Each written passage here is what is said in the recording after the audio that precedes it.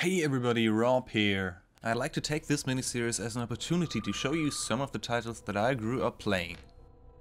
Let's start with a little backstory on this one. In 1988, two employees of the publisher and developer Rainbow Arts, known through Janus Sisters and Mad TV, went out to found Blue Byte Software. In recent years, Blue Byte have been responsible for the Anno series starting with Anno 1404, but they started out with titles like the Settler series and Battle Isle. Let's go to the year 1995. 1 year before Daggerfall would revolutionize the PC role-playing genre, and 1 year after the disaster that was Ultima 8, Blue Byte published an RPG that took the science fiction and fantasy genres and merged them into a well-rounded and thought-out product with a surprisingly deep story and lore: Albion. Back in 1998, just before the release of The Settlers 3, I owned the gold edition of The Settlers 2, which in my opinion is still the best part of the series.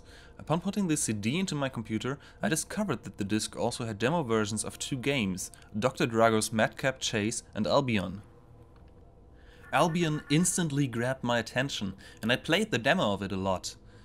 Now of course, child me never got around to actually save up enough money to get the full version, but for what it was worth, it entertained me a lot.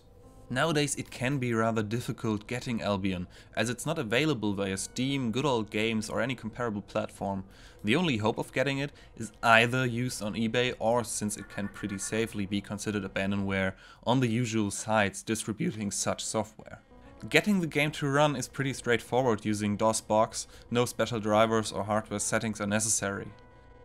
Now about the game itself. You play the role of Tom Driscoll, a crew member of the mining spaceship Toronto, which is on its way to a distant planetary system where the ship's owners, the DDT Corporation, believe to have found a desert planet with huge amounts of raw materials. Of course, things do not go as planned. On your way to scouting the planet's surface for a suitable landing spot, your shuttle has to perform a crash landing. Upon waking up from the crash, the planet turns out to be far from deserted. You and your friend have been nursed to health by friendly and welcoming cat-like beings.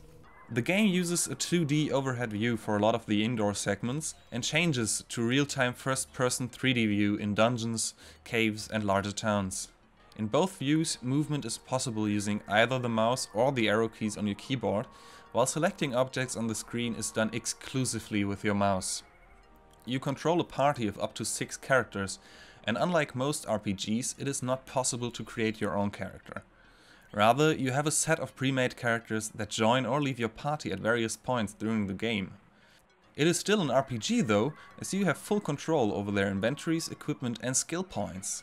In conversations you often get several options and different conversation options depending on who you choose to be your party leader. Albion features turn-based combat, regardless of whether you are in the 2D or 3D view. The combat system itself is pretty much standard fare. You can move around on the grid, attack, use magic or items, or try to flee. After you have selected actions for all party members, you can start the next round of combat. Speed is an important factor, so if you choose to attack an enemy and they move out of their grid space before your attack is executed, you will miss them. I really don't want to tell you too much about the story, as the game itself does a fantastic job of that and lets you delve deep into the well-developed lore. Learning all those things about the planet and its inhabitants never feels dull or tedious, and the straightforward interface makes navigating and interacting with people or objects very intuitive. Overall, I'm glad that I dug out Albion again, and I can only recommend it if you are a fan of old school computer RPGs in the spirit of the Ultima and early Elder Scrolls series.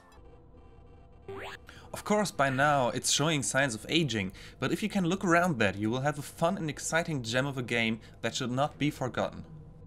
Well, that's all for this episode. If you enjoyed this video, I'd appreciate if you gave me a thumbs up and subscribed. Feel free to leave a comment below too. And that's all there is to say. Thanks for watching and take care.